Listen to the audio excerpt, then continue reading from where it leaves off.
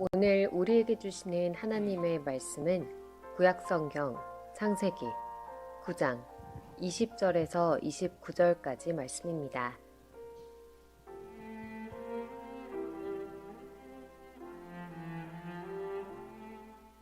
노아가 농사를 시작하여 포도나무를 심었더니 포도주를 마시고 취하여 그 장막 안에서 벌거벗은지라.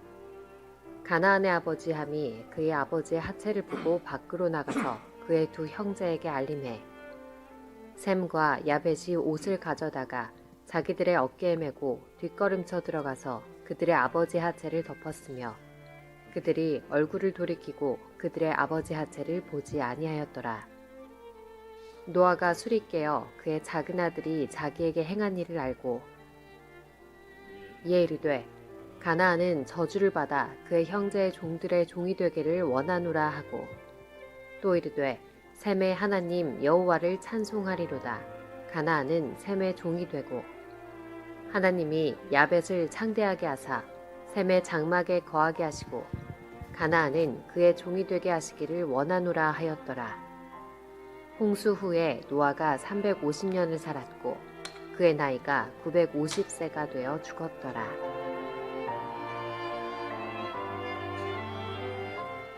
오늘은 유교의 효, 기독교의 효라는 제목으로 일산 좋은교회 정규진 목사님께서 기독교 신앙 시리즈 7번째 시간 말씀을 전하시겠습니다. 할렐루야. 오늘도 좋은 하루 되시고 하나님의 은혜가 넘치시는 주일이 되시기를 축복합니다. 연세가 많으신 아버지께서 어머니를 먼저 보내셨습니다. 그래서 시골에 홀로 계시게 되었는데 아들이 하나 있는데 이 아들이 아버지가 참 안 돼서 마음이 안 돼서 서울로 모셔야 되겠다. 그래서 막무가내로 홀로 계신 아버지를 서울로 모셨습니다. 그런데 여러분 처음에 서울 생활하면 처음에야 신기한 게 많겠지만 어르신이 그리고 소일거리도 없이 매일 어떻게 보내시겠습니까? 그래서 매우 무료한 시간들을 보냈고 여러모로 힘든 시간을 보냈습니다. 그러다가 깨닫게 된 것이 하나 있는데 아들네 집에는 서열이 있구나. 서열. 이 집에 서열이 있다는 것을 알게 되었습니다. 서열 1위 누굴까요? 대부분의 집이 그렇죠. 며느리가 1호입니다. 1호. 2호는 손주들, 손자, 손녀, 손주들이 서열 2위입니다. 3호는 이제 그게 자기 아들, 남편이죠. 자기 아들이 3호입니다. 4호는 강아지. 5호가 할아버지예요. 그냥 웃자고 하는 얘기가 아니라 실제로 그렇습니다. 누가 나갔다 들어오면 개 밥 줬는지 강아지 밥 줬는지 그러고 보니까 나도 좀 그런 것 같기도 해.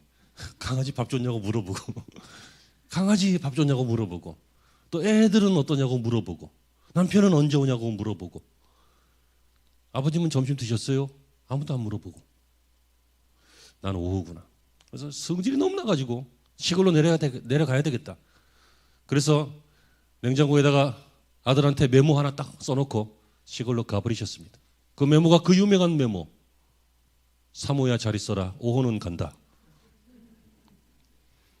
유명한 건 아니죠. 그냥 제가 한 말이에요. 여러분 씁쓸하지만 이게 사실입니다. 그러고 싶어 하지 않았겠지만 그러는 현실도 생깁니다. 이 아들이 효 때문에 효하는 마음으로 아버지를 모신 거잖아요. 아버지 홀로 있는 게 마음이 안 좋으니까 좀 편하시라고 모신 거 아니에요? 하지만 결과가 이렇습니다. 여러분 저는 대부분 신실하게 설교하려고 하고 최선을 다해 설교하려고 하고 은혜가 될 때도 있고 안 될 때도 있지만 대부분 되잖아. 근데 은혜가 참 안 되는 설교가 1년에 몇 번 있습니다. 절기 설교하고 어버이날 설교입니다. 이 설교만 하려면 마음이 막 쪼그라듭니다. 마음이 불편합니다. 힘듭니다. 그럼에도 불구하고 뻔뻔하고 담대하게 해야 되는 것이 목사의 운명이라서 이 말씀을 전합니다. 불효자가 전하는 소망이라 이렇게 생각하시고 여러분들도 저와 비슷하다면 당신들도 나와 같다면 이 마음을 함께 나누는 시간이 되었으면 좋겠습니다. 효를 하자 이런 얘기 하려고 하는 것이 아니라 당연히 효를 해야 되겠지만 우리가 효에 대해서 좀 오해하고 있기 때문에 효 말고 기독교 사상 안에서의 질서를 유지해라. 이것이 오늘 설교의 핵심이 되겠습니다. 기독교 사상 안에서의 질서가 부모와의 관계에서 효가 되고, 나라와의 관계에서 충이 되고, 사람과의 관계에서 신이 되고, 그리고 커플 관계에서 사랑이 됩니다. 그 외에는 사랑 같은데 아니고, 충성 같은데 아니고, 신이 우정 같은데 아니고, 이런 일들이 많이 생겨요. 그러므로 여러분, 오늘 설교가 약간 형이상학적으로 좀 철학적으로 좀 생각할 거리가 있더라도 주저하지 마시고 생각해 보시기 바랍니다. 여러분들은 생각할 능력이 있어요.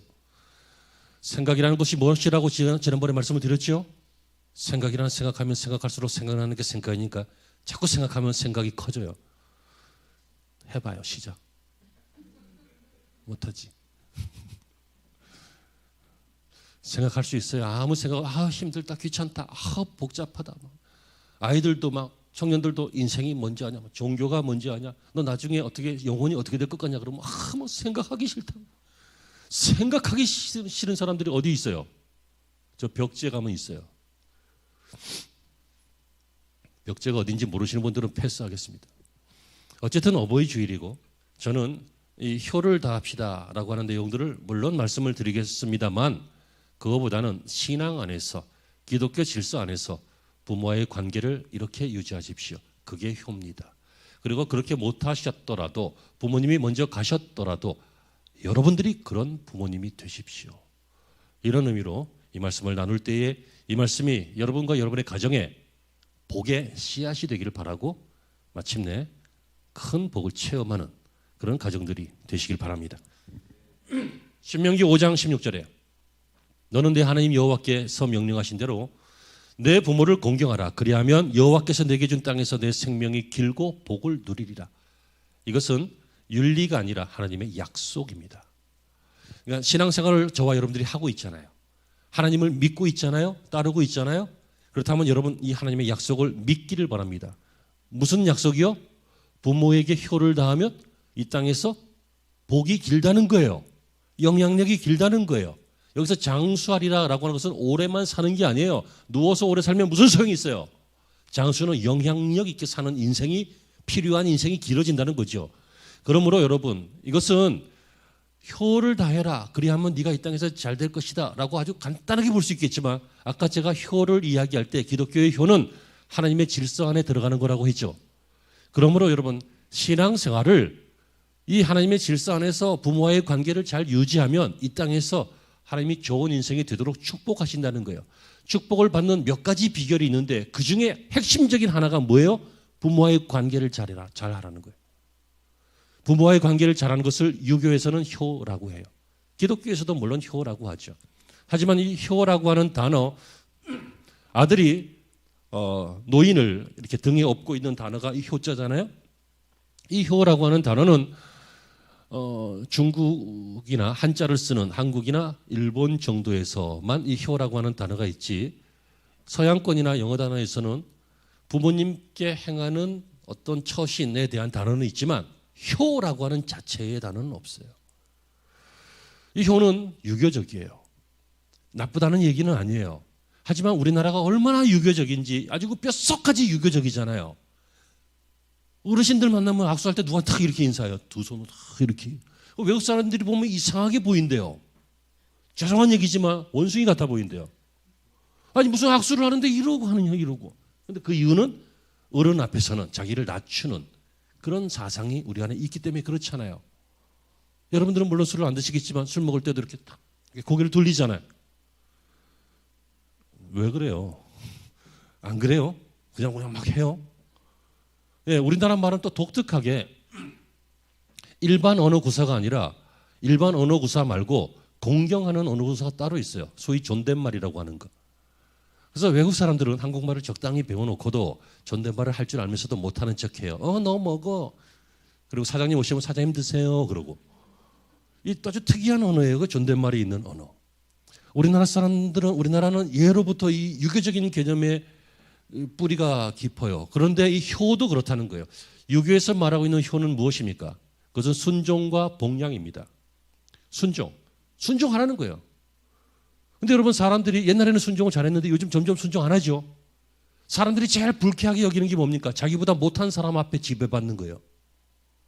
자기보다 못한 사람이 나를 지배하면 굉장히 불쾌해요.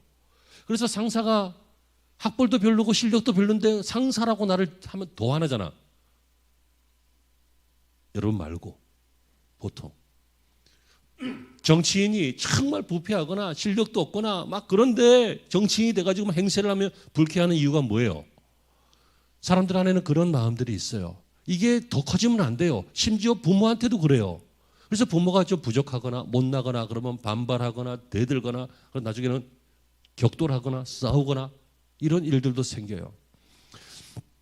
그래서 요새는 이 유교적 개념의 효가 이 순종이라고 하는 것 그리고 복량이라고 하는 것 이 굉장히 어려운 시대가 되었어요.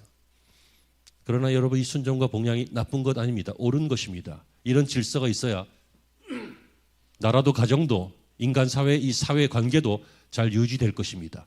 그러나 우리는 그 성도죠. 크리스천들이죠. 제가 서울교 소도에 말씀드린 바와 같습니다. 유교적 개념의 효 말고 기독교 개념의 효를 알자는 겁니다. 그것이 무엇입니까? 그것은 일방적으로 부모와의 관계에서만 있는 것이 아니라 어떤 사람과의 관계에서도 질서를 하나님이 만드신 질서를 유지하는 것입니다. 그 질서가 신앙입니다. 여러분, 사람치고가 아니죠. 사람마다 부모 없는 사람이 어디 있습니까? 땅에서 솟아난 사람이 어디 있으며 하늘에서 내려온 사람이 어디 있습니까? 뭐 박혁것에는 아래서 났다고 하는데 부모가 없나 그럼? 그건 신화고 사람이 어떻게 부모가 없겠습니까? 이 말은 누구나 다 부모가 있다 그 말이고, 다시 말하면 누구에게나 적용되어지는 질서가 법칙이 있다는 뜻이 됩니다. 이것이 바로 인간을 창조하신 하나님이 인간에게 명령하신 그 법이 이 질서입니다. 그러므로 우리는 일반적으로 순종한다, 복량한다, 잘한다 라고 하는 이 효보다도 하나님이 이 질서를 우리에게 주셨고 이 질서는 내 신앙이다. 그러므로 여러분, 신앙생활을 잘한다라고 하는 것은 신앙생활만 잘하는 것이 아니라 신앙으로 하는 직업, 신앙으로 하는 가정, 신앙으로 하는 사업, 신앙으로 하는 공부 이런 것들이 있잖아요. 이 모든 것들을 신앙생활 잘한다 이렇게 말합니다. 효자 가문에 충신한다 이런 말 들어보셨죠? 부모님에게 잘하는 사람은 임금 앞에도 잘할 수 있다는 거예요. 여러분, 이 말은 맞습니다. 저는 이 말 그대로 신앙생활을 잘하는 사람은 신앙생활 속에서 잘 배워서 부모와의 관계도 잘할 줄로 믿습니다. 그게 효입니다. 오늘 본문의 말씀으로 이제 들어가 보면, 목사님 이제 본문으로 돌아가요. 기본 개념 다 얘기했잖아요. 거의 40%는 한 겁니다. 기독교 신앙생활에서의 효라고 하는 것은 부모님을 무조건 순종하고 무조건 복양하고 그게 아니라 하나님이 기뻐하시는 부모와의 관계, 이 질서를 잘 지켜라. 그것이 무엇인지는 여러 가지가 있으니까 그것은 신앙생활 하시면서 배워나가면 되겠습니다. 오늘은 3가지 정도 말씀을 드리겠는데요. 본문으로 돌아가 보면 노아가 600세쯤 되었습니다. 어느 날 읽으신 본문 중에 보니까 포도 농사를 지었다 그랬죠. 그래서 포도로 포도주를 만들어 놓았는데, 포도주는 음료이기도 하고 그리고 상하지 않으니까, 변질이 안 되니까 오랜 시간 보관도 하기도 하고, 그래서 서양에서는 이 포도주를 많이 사용하죠. 어느 날 노아가 한 잔만 먹어야 되는데 많이 먹은 모양입니다. 왜냐하면 정신을 잃었으니까. 정신을 잃은 거 어떻게 알아요? 홀딱 보고 잤잖아요. 그래서 노아가 수치에서 그렇게 자게 되었습니다. 그런데 둘째 아들 함이 이것을 보게 되었습니다. 보면 안 됩니다. 왜냐하면 지금이야 목욕탕 가면 다 벗으시죠. 집에서도 가까운 가족끼리는 흉어물 없는 분들이 많으시죠. 하지만 구약적인 개념에서 벌거벗음 자체는 수치를 말합니다. 수치, 죄의 드러남, 수치 이런 것들입니다. 아담이 선악과를 딱 먹고 자기가 벌거벗은 것을 알게 됐죠. 수치스러워서 나뭇잎으로 가린 거예요. 그러니까 벌거벗음은 수치입니다. 그래서 바바리면은 수치를 모르는 인간이에요. 미친 사람인 거야. 정신병자인 거야. 노아의 둘째 아들 함이 이것을 보고 아버지의 수치를 봤어요. 그럼 어떻게 해야 될까요? 가족이잖아. 좀 덮어주고 이해해주고 그러면 좋을 텐데, 야, 이게 웬일이야? 구경거리가 생겼다고 자기 형과 동생에게 가서 이 사실을 일러 바쳤습니다. 이 사실을 들은 셋과 야벳이 이것을 보고, 셈과 야벳이 이것을 보고 큰일 났구나 해서 가서 아버지의 수치를 가려드리는데, 혹시라도 자기들의 눈에 아버지의 모습이 들어올까 봐 뒤로 들어갔다 그러잖아요. 뒤로 들어가서 이렇게 덮어주었습니다. 이게 이 사건입니다. 이 사건은 별거 아닌 것 같은 사건처럼 보입니다. 어떤 사람은 이 성경을 보다가 성질을 냅니다. 아니, 노아가 정말 성격 이상한 아버지다. 아니, 아들이 잘못했으면 앞으로 그러지 마. 그럼 될 텐데. 이것 때문에 함은 노예가 될 것이고 형제들을 섬길 것이다 하면서 두 형제에게는 축복을 내리고 함에게는 저주를 내렸다. 성경에 이렇게 지금 되어 있죠. 이걸 보면서 우리는 노아 성격 안 좋다, 성격 파탄자다, 막 이런 쓸데없는 생각을 할 수가 있겠는데, 성경의 포인트는 부모가 자녀를 축복할 수 있다라고 하는 것에 지금 초점이 맞춰져 있는 거예요. 그러니까 엉뚱한 생각하지 마시고 여기에 초점을 맞추시기를 바랍니다. 이 가정은 이런 사건들 때문에 그 가정의 후손이 복을 받는 후손도 있었고 저주를 받는 후손도 있게 되었습니다. 여러분, 부모님이 그냥 나를 낳아준 육적인 1세대 앞에 계신 분, 이렇게 정의하면 안 됩니다. 부모님은 하나님께서 내가 사는 이 세상을 축복하기 위해 만들어 놓은 통로이다 라고 하는 것이 기독교 신앙의 효에 관계된 사상입니다. 부모가 누구라고요? 대학도 못 나온 부족한 사람? 아니에요. 공부도 못한 시골 출신? 아니에요. 돈도 많이 없는 가난한 부모? 아니라고요. 성격이 이상해서 할아버지한테 너무 구박을 받았는지 성격이 이상해서 나를 힘들게 했던 존재? 그럴 수도 있었겠지만 아니에요. 부모의 실체는, 우리가 신앙인이 된 다음에 알게 된 부모님의 실체는 하나님이 우리에게 주신 축복의 통로가 되는 것입니다. 그러므로 여러분, 어차피 한 번 살고 가는데, 어차피 인생 70이요 강건하면 80이라고 하는 잠언의 말이 있지만 요즘은 100세 시대라고 하는데 믿지 마세요. 80세부터 한 70세부터는 요양원에 있을 거예요. 거기서 30년 살면 무슨 소용이 있겠어요? 그렇게라도 사는 것은 안 사는 것보다 나을지는 모르겠어요. 하지만 여러분, 인생 한 7, 80년 살면서 행복하게 사시길 바랍니다. 그리고 좀 가치 있게 사시길 바랍니다. 그리고 가끔은 부모님에게 걱정도 끼쳐드리고 하나님에게도 걱정도 끼쳐드리겠지만, 그래도 자주 부모님과 하나님께 기쁨을 드리는 그런 인생이 되셨으면 좋겠습니다. 그 이유가 뭐라고요? 부모님은 하나님이 우리에게 주신 축복의 통로입니다. 여러분, 저는 나이가 좀 있어서 부모님이 계시지 않습니다. 이런 성도들도 있을 겁니다. 여러분, 여러분이 그런 부모님이 되십시오. 자녀를 축복하는 가정의 통로가 되십시오. 그리고 자녀들에게 이런 것들을 알려주시고 보여주시고 느끼게 해주십시오. 혹시 여러분들의 부족함 때문에 여러분들이 축복의 통로인 것이 훼손되지 않도록, 혹시 여러분들의 어떤 문제 때문에 이런 축복이 막히지 않도록 애써주시고 힘써주시기를 바랍니다. 그러면 이런 것이 바로 기독교 개념에서의 효일 텐데, 이것을 훈련해야 될 텐데 어떻게 해야 될까요? 오늘은 세 가지만 이야기합시다. 첫째는 이해하려고 하십시오. 여러분, 세상의 사람들의 관계는 이해의 관계가 아니라 이익의 관계입니다. 집사님, 예를 들어 집사님이 과장님이에요. 난 부장할게. 난 부장이야. 그래서 우리가 친하게 잘 지냈어요. 근데 집사님이 일을 참 못해. 아니지, 집사님이 아니지. 김 과장이 일을 참 못해. 지난달에도 사업을 문제를 일으켜갖고 막 몇 억짜리 파토를 내고 막 그래서, 파토는 표준말 아니죠? 일본말인가? 망하게 했어요. 그러면 한두 번은 참아주겠지만 계속 내가 참겠어? 어떻게 하겠어요? 사표 쓰라 그러겠지. 왜요? 이 세상에서는 이익관계예요. 이익이 있는 일을 해요. 그죠? 이익이 있기 때문에 사람을 존중해요. 계속 손해만 끼치거나 손해하는 일은 하지 않아요. 어쩔 수 없어요. 이 세상에서의 이 조직 구조, 모든 구조는 이익이 그 모티브가 돼요. 하지만 여러분 생각해 보세요. 가정에서는 그렇지 않잖아요. 자, 이젠 가정합시다. 내가 형이야. 집사님 내 동생이야. 그래서 내가 뭐 이렇게 해주고 그랬더니 잘 따르기도 하지만 어떨 땐 잘 안 따라. 그리고 막 대들기도 해. 그리고 나하고 싸우기도 해. 혼을 내기도 해. 막 그래. 하지만 내가 그렇다고 평생 안 볼 거야. 보잖아. 명절 되면 또 보잖아. 전화 오면 또 보잖아. 어려운 일 있다고 하면 돕잖아. 왜 그래요? 가족이니까. 가족은 무슨 관계예요? 이해 관계예요. 그러니까 가족 관계에서도 이익을 따지려고 하면 가족이 문제가 되게 생각해요. 여러분, 이익이라고 해서 꼭 돈만 생각하시면 안 됩니다. 감정의 이익도 있어요. 내 감정이 너 감정보다 더 우월하다. 내 감정이 더 이해, 존중받아야 된다. 내 입장이 더 너보다 우월해야 된다. 이것도 이익관계예요. 그러시면 안 되죠. 왜요? 가족이니까. 자, 본문으로 돌아갑시다. 함은 아버지를 이해 못했다, 그거예요.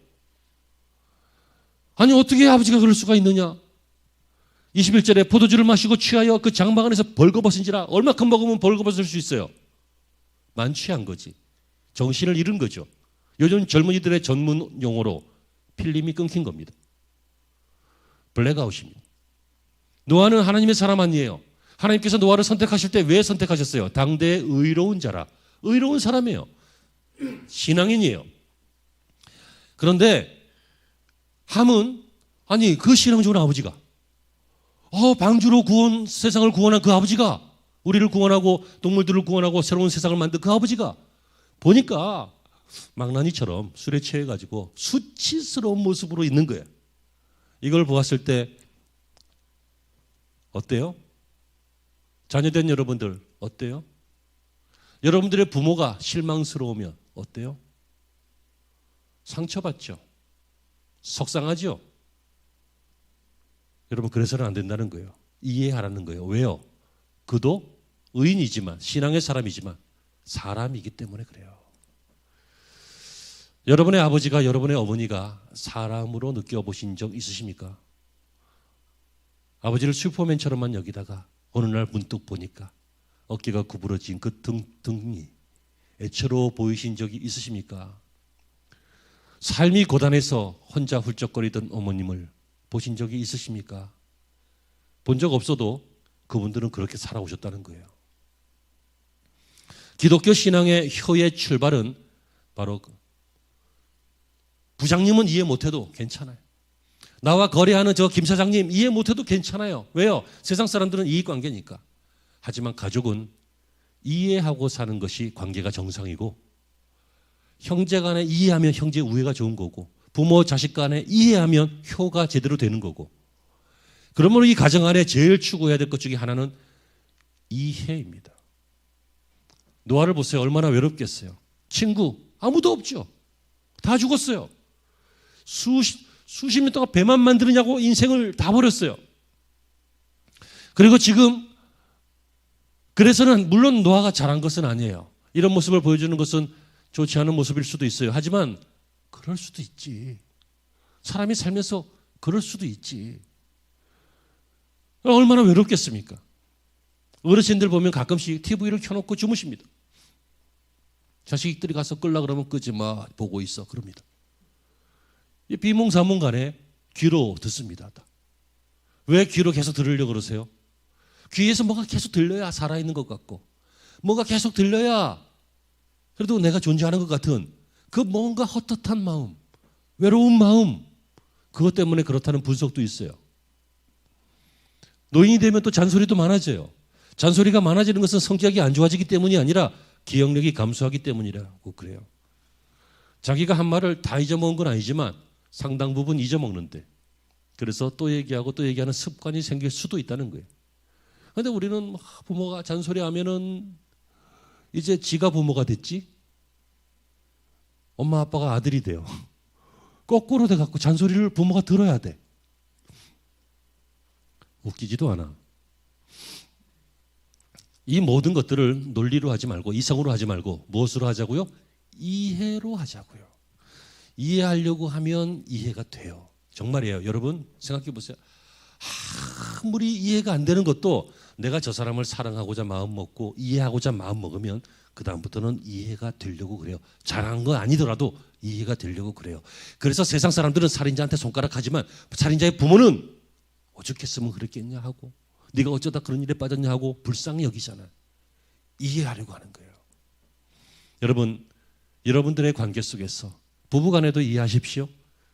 형제간에도 이해하십시오. 그러나 무엇보다 오늘 어버이 주간이니까 부모님의 마음을, 인생을 다 이해할 수는 없지만 이해하려고 애쓰는 자세, 그것을 기독교에서는 효라고 보고 그것을 하나님은 기뻐하시고 그것이 우리에게 축복의 씨앗이 되는 줄로 믿으시길 바랍니다. 두 번째는요, 허물을 드러내지 않는 것입니다. 여러분, 이것도 사회생활에서는 어려운 것입니다. 사회생활은 허물을 드러내는 것이 얼마나 좋습니까? 여러분, 정당도, 정치하는 정당도 여러 가지죠. 자기들이 유리한 입장을 고지를 차지하기 위해서, 다음번 정권을 차지하기 위해서 주로 하는 일이 뭡니까? 상대방 까는 것입니다. 험담하는 것입니다. 무조건 험담합니다. 잘해도 험담, 못하면 할렐루야 험담. 무조건 험담. 그런 정치이기 때문에 그럴 수 있습니다. 그런데 여러분, 일반 사업이나 기업도 마찬가지입니다. 동일한 제품이면 이왕이면 우리 제품이 더 좋고 저쪽 제품이 안 좋거나 아니면 판로를 막거나 아니면 어떻게 로비를 하거나 어떻게 해서든지 이겨야 이익이 있으니까, 사니까. 여기까지 이해 안 되신 분들 손 들어보세요. 온라인 예배 드리고 계신 분들도 이해되시죠? 이 세상은 허물 이야기하는 걸 좋아한다는 거예요. 사람이 죄인이기 때문에 그런 습성도 있지만 이 세상 자체가 저 사람들의 허물을 이야기함으로써 자기의 존재의 우월감을 나타내는 그런 사회이기 때문에 그래요. 그래서 제가 이런 예화를 했었죠. 퇴근 후에 그 부서 직원 너댓 명이 생맥주집에서 맥주를 마시면서 하는데 맥주를 많이 먹으면 화장실을 가고 싶다 그러잖아요. 그래서 한 친구가 화장실을 가겠다고 갔더니 남아있는 4명이 그 친구를 엄청 욕하더래. 저기 어쩌고 저쩌고 지난번에 이랬잖아. 그러면서 막 그러더래. 그리고 이제 다 돌아왔더니 또 다른 얘기 하다가 이번엔 다른 사람이 또 화장실 좀 간다 하고 갔더니 이번엔 또 그 사람을 김대리는 뭐가 어쩌고 저쩌고 막 욕하더래요. 그래서 결국은 한 명이 죽었어요. 왜 죽었냐면 방광이 터져서 죽었어요. 자기 욕할까 봐 화장실을 못 가갖고. 웃자고 하는 소리예요.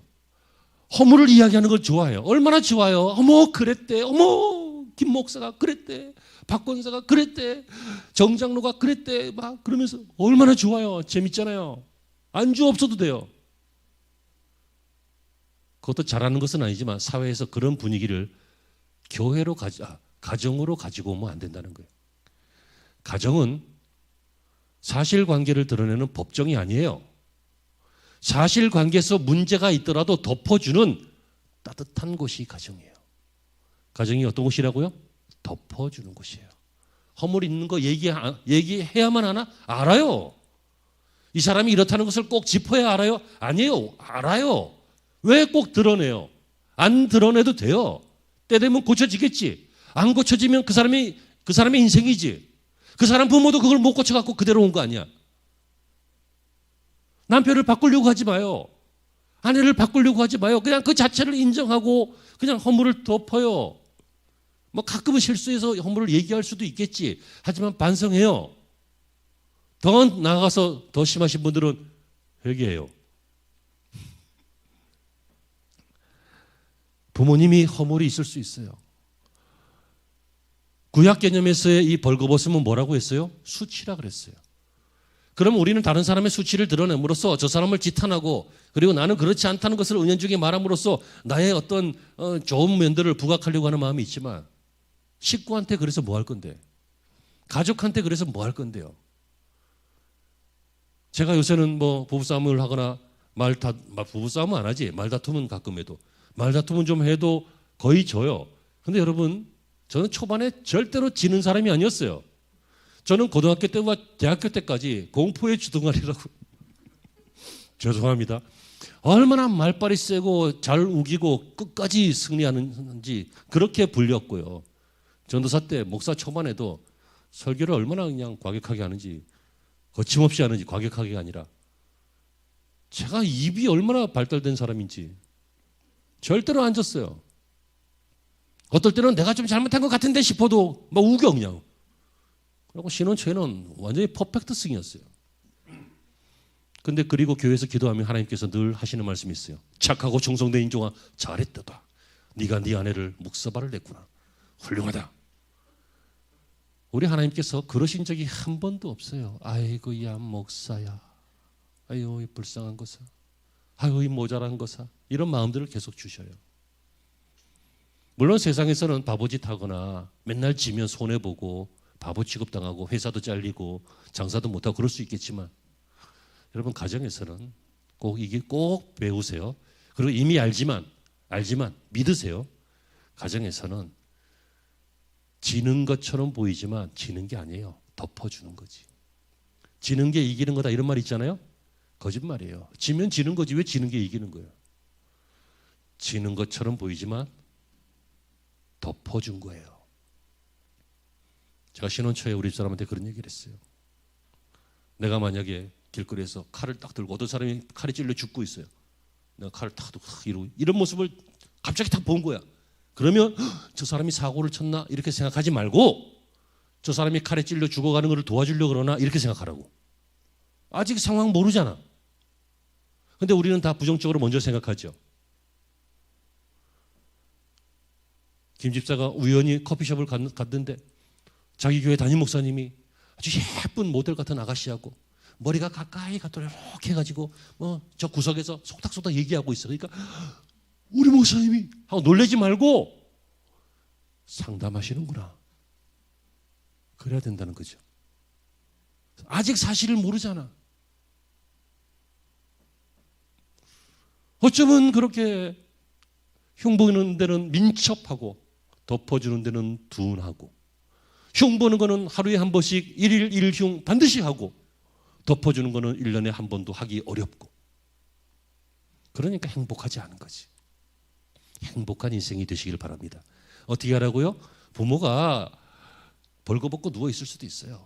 그러면 안 되지만, 잘한 거 아니에요. 술 취해서 완전히 그냥 필름이 끊어질 수도 있어요. 하지만 그게 뭐가 문제예요? 그냥 수치를 덮어주면 돼요. 이 아버지 때문에 자신들이 살았잖아. 다 죽었는데 자기 아버지가 노아라는 이유 하나로 그 아버지 잘 만나서 그 아버지의 자식으로 태어나서 인류의 조상이 되는 이 세 형제들이 다시 인류가 시작될 수 있도록 축복을 받았잖아요. 자기들이 한 게 아무것도 없어요. 그냥 아버지의 은혜를 받은 거예요. 하지만 그 은혜 주신 아버지가 부족할지라도 흉볼거리가 있을지라도 그게 무슨 문제가 돼요? 함은 문제가 됐어요. 왜요? 아버지가 누군지를 잊었기 때문에, 은혜를 잊었기 때문에, 아버지의 훌륭함보다는 부족한 부분이 부각되었기 때문에. 여러분, 저와 여러분의 부모님은 배움과 상관없이, 성격과 상관없이, 과거에 나에게 어떻게 했느냐에 상관없이, 그리고 앞으로의 어떤 기대감 이런 것과도 상관없이 그 존재 자체가 축복의 통로이고 우리들에게는 귀한 존재이기 때문에 덮어드리고 감싸드리고 해야 될 뿐임을 믿으시기를 바랍니다. 그게 뭐라고요? 기독교의 효는 그런 거라고요. 자, 마지막입니다.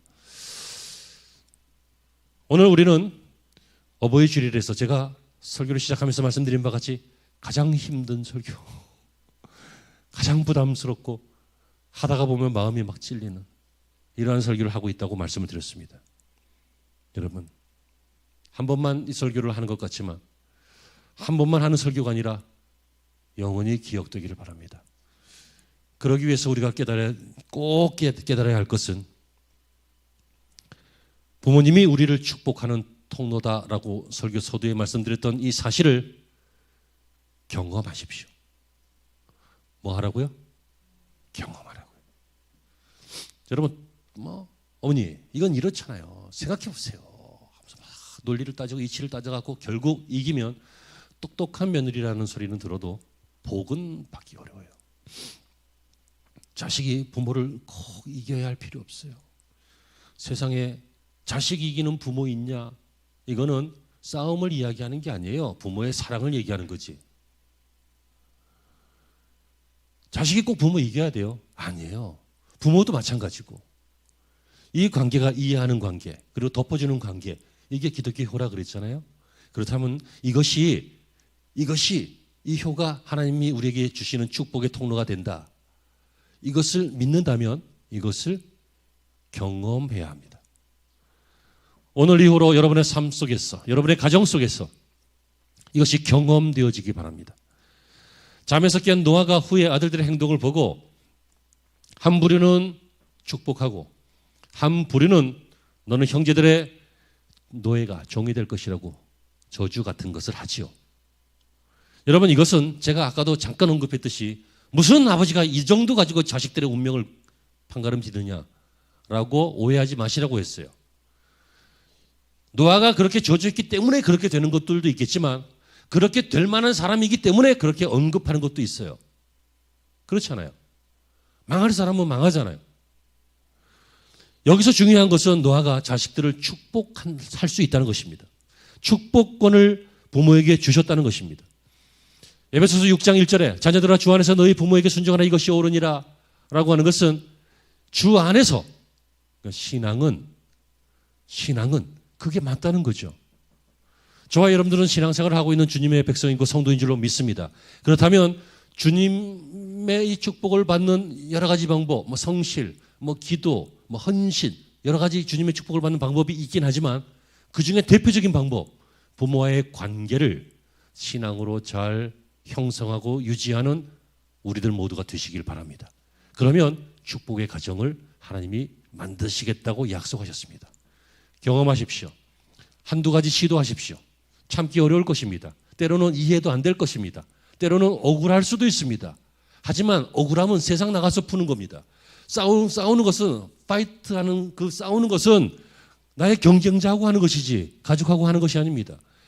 가정 안에서는 여러분 이해가 있고 덮음이 있고 그리고 하나님의 축복이 있고 그리고 다 이해할 수는 없지만 다 알 수는 없지만 다 내 마음 같지는 않지만 그래도 존중하고 이해하고 사는 그 가정 속에서 그 가정들만 누리는 축복을 체험하시기를 바랍니다.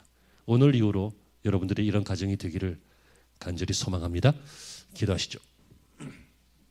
하나님, 오늘 이 말씀을 우리가 마음판에만 새기는 것이 아니라 가정의 영적 분위기가 되기를 소망합니다. 저희들 모두가 행복하고 가치 있는 가정이 되기 위하여 하나님과의 관계를 잘 유지하고 가족 간의 관계를 잘 유지하되 오늘 특별히 부모와의 관계를, 자녀와의 관계를 잘 유지하는 우리가 되게 하여 주옵소서. 예수님의 이름으로 기도합니다.